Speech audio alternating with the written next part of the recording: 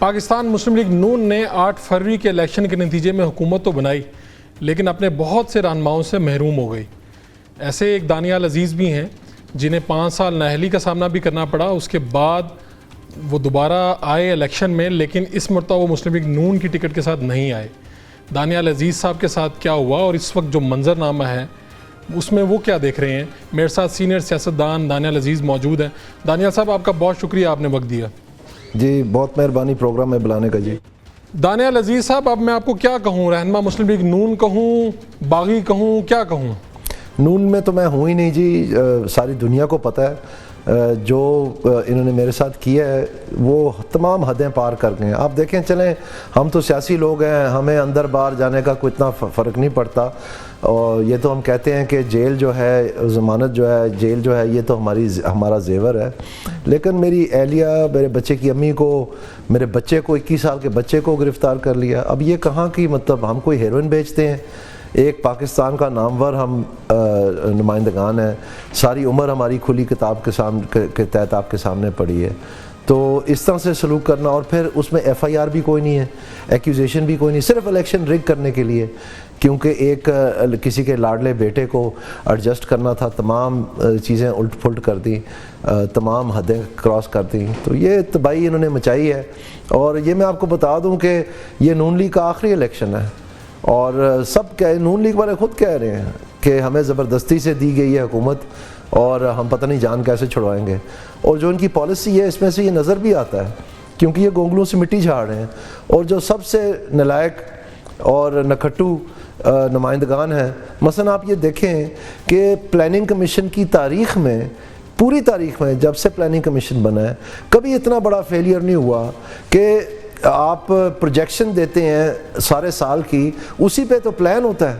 تو انہوں نے پروجیکشن دی جب یہ پی ڈی ایم کی گورنمنٹ تھی کہ 11.5% اس سال کی مہنگائی ہوگی، اور یہ مہنگائی گئی 30% تک، یعنی 300% ان کا جو ہے اندیہ غلط تھا۔ یہ کبھی اتنا فیلئر ہوا ہی نہیں ہے، اور پھر لوگ اس مہنگائی کے ہاتھوں شکست و ریخت ہو گئے، تباہ ہو گئے، مٹ گیا غریب بیچارہ۔ اور جو نیشنل پرائس مانیٹرنگ کمیٹی تھی اس کی میٹنگ تک نہیں بلائی، مطلب اتنی لاپرواہی، اور وہاں لوڈو کھیلتے رہے اور پاکستان ذبح ہو گیا۔ اور ابھی آپ دیکھیں، آج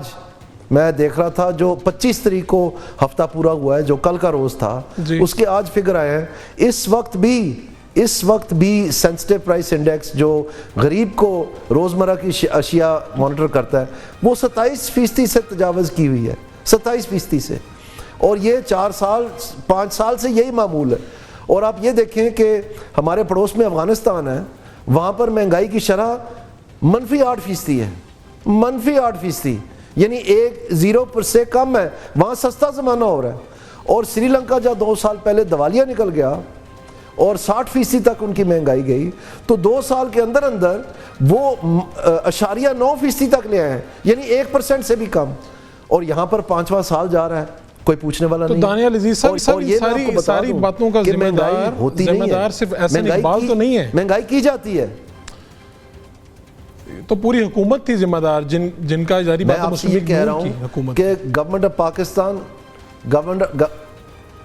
میں عرض کرتا ہوں، government of Pakistan rules of business 1973 میں لکھے گئے تھے، وہ نہ دانیال عزیز نے لکھے ہیں نہ احسن اقبال نے لکھے ہیں۔ ان رولز آف بزنس کے تحت جو گورنمنٹ بزنس ہے وہ ڈسٹریبیوٹ کیا جاتا ہے۔ اگر آپ اس کو پڑھیں تو پلاننگ کمیشن کی ذمہ داری ہے اکنامک کوآرڈینیشن اور اکنامک پلاننگ، اور خاص طور پہ جب نیشنل پرائس مانیٹرنگ کمیٹی، جس کے ٹی او آرز ہیں، جس میں یہ لکھا گیا ہے کہ انہوں نے سفارشات دینی ہیں حکومت پاکستان کو کہ مہنگائی کے اوپر قابو کیسے ڈالا جائے، تو اس کے سربراہ احسن اقبال صاحب تھے، کوئی اور تو نہیں تھا۔ تو 1973 میں جا کے کس نے لکھے یہ rules of business government of Pakistan? میں نے تو نہیں لکھے، تو یہ ان کی ذمہ داری تھی۔ ٹھیک ہے، رولز آف بزنس میں دانیال صاحب یہ بتائیے، میں کہہ دوں کہ میں ایجوکیشن منسٹر کا نام لگا دوں، اس کا تو قصور نہیں تھا، اس کا کام ہی نہیں ہے یہ۔